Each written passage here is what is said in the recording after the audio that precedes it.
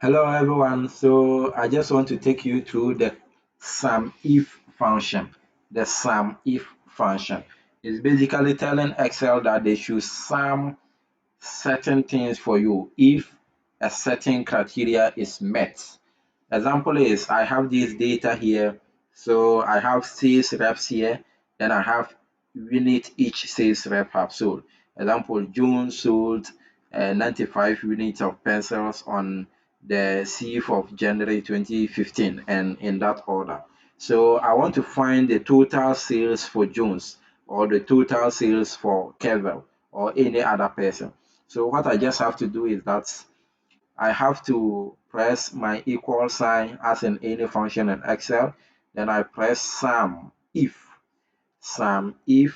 then I have to open my bracket. The moment I open my bracket, Excel will ask me the range I want to sum if it meets that criteria. So I have to select all this range because these are the range of cells where I want them to look for the Jones for me. So after selecting those range of cells, then I have to put in my comma. Then again, I have to tell Excel the criteria. Should they sum if what?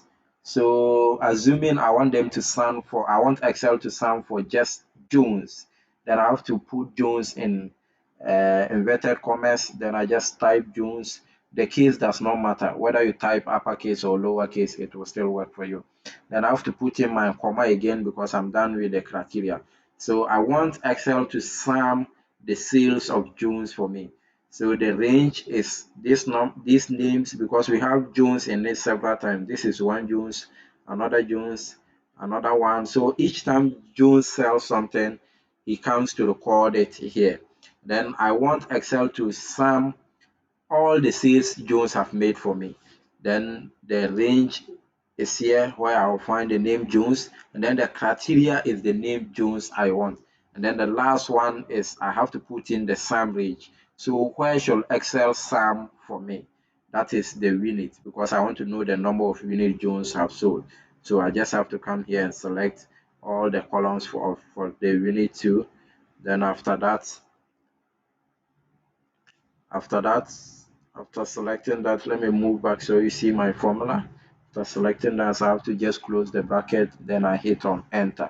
Now it has given me that Jones have sold 396 units. So this is a very easier way to use the sum if function. This part one, I will take you through part two. If you want to watch the part two, which is more interesting and then a bit easier to do, just follow my channel or watch the next video. Thank